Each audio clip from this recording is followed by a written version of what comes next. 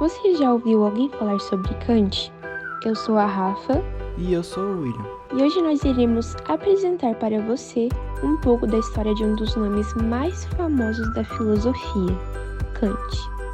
Mas antes, vamos voltar um pouco na história. Prontos? Então aqui vamos nós! O Iluminismo, também conhecido por Século das Luzes, foi um movimento filosófico, intelectual e político de origem burguesa. Surgiu na Europa e se expandiu por todo o mundo no final do século XVII e no início do século XVIII. Além de defender o saber crítico e a racionalidade, as ideias iluministas defendiam a igualdade, liberdade e fraternidade. Ideias que nortearam a Revolução Francesa, a separação da Igreja e do Estado, a tolerância religiosa e principalmente a oposição à monarquia absolutista e aos dogmas da Igreja Católica Romana. Desde então, em 1724, nasce Immanuel Kant, que foi um filósofo alemão, fundador de algumas das principais obras filosóficas da modernidade. Fundou inclusive uma filosofia crítica, tal qual procurava determinar os limites da razão humana. De forma resumida, Kant nasceu na Prússia Oriental e recebeu uma severa educação religiosa. Aprendeu inclusive latim e outras línguas clássicas. Além de portar um grande conhecimento em teologia, Kant se aprofundou nos estudos da filosofia racionalista, matemática e física. Quanto aos seus pensamentos filosóficos, primeiramente, Kant recebeu forte influência da filosofia de Leibniz e de Christian Wolff.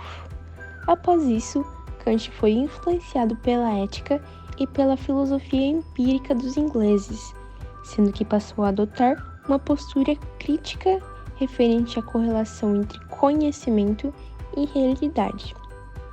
Por último, Kant desenvolveu sua própria filosofia crítica, dissertando sobre a forma e os princípios do mundo sensível e inteligente, compartilhando suas ideias com nós por meio de um dos seus livros mais famosos, Crítica da Razão Pura, retratando muitas de suas ideias e pensamentos. Mas o que é o espaço-tempo na filosofia de Kant, então? Em seu livro Crítica da Razão Pura, de 1781, Kant expõe diversos de seus conceitos filosóficos, incluindo o que para ele seria o espaço-tempo. Nesse livro, o autor apresenta outras ideias que ajudam o leitor a entender a sua filosofia e a buscar justificar o conhecimento científico no século XVIII. Segundo Kant, o conhecimento partiria da experiência e da razão. Ao conhecimento obtido por meio da experiência, ou seja, um conhecimento empírico, o autor nomeia como a posteriori.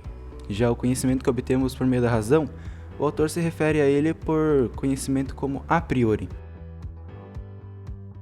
Dentro do conhecimento a priori, o autor ainda divide como puro e impuro. O puro se refere ao conhecimento a priori, que não necessita de empiricismo. Já o impuro é aquele que necessita de alguma experiência passada. Outra tese feita pelo autor é a teoria dos juízos, ao qual diz que os juízos seriam um complemento ao conhecimento. Nessa teoria, Kant divide os juízos em analítico, sintético e sintético a priori. O juízo analítico é aquele onde o predicado, ou seja, a característica, se identifica intimamente com o sujeito, sendo ele a priori.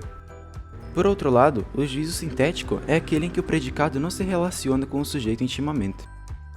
Já o juízo sintético a priori se refere ao tipo de juízo em que o predicado não se relaciona com o sujeito, mas também que não precisa de uma experiência imediata, que não é empírico. Outro conceito abordado por Kant em seu livro é a divisão entre númeno, que seria uma coisa em si, e fenômeno, aparição. Ao fazer essa distinção, o autor diz que o homem só poderia conhecer as coisas como aparecem à mente, ou seja, por meio do fenômeno, jamais em si mesmas, que seria o númeno. O fenômeno seria uma representação do que o sujeito sofre quando algo o modifica. Seria algo que não conhecemos, mas que nos afeta.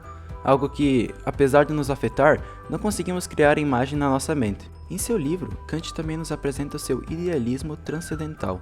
Tal idealismo é dividido entre lógica e estética transcendental.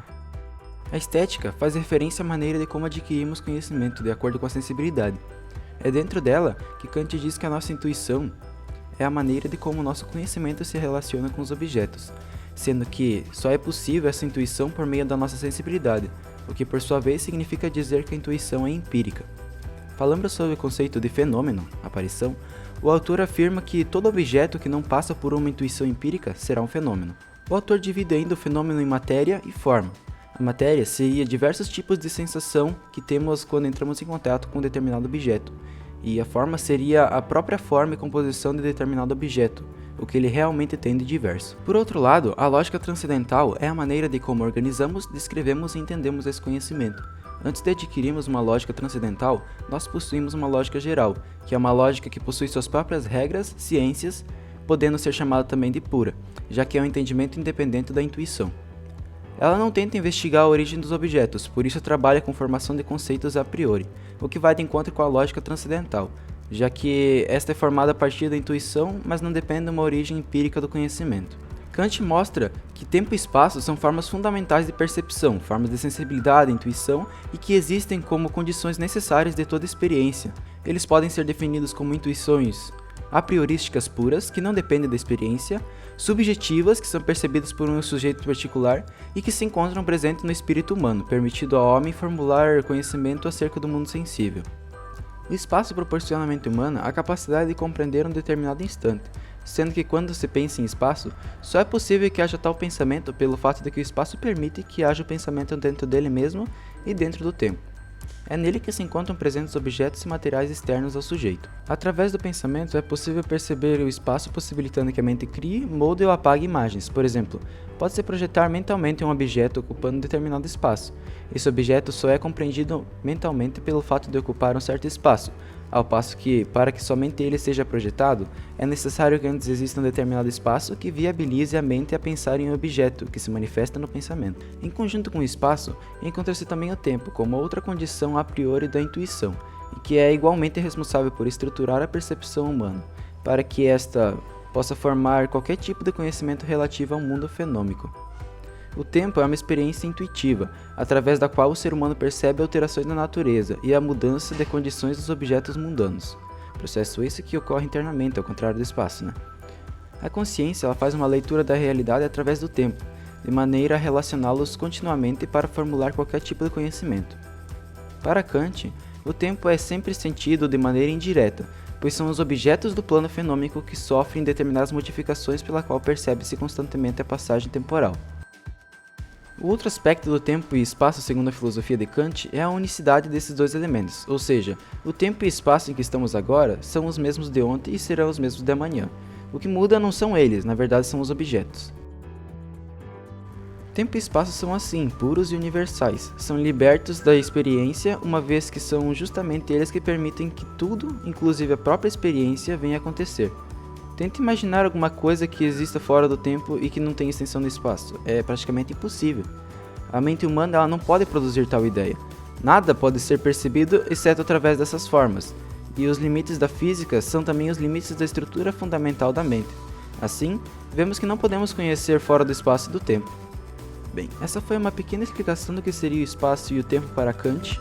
Espero que todos vocês tenham gostado e obrigado por assistir o vídeo até aqui. Até uma próxima!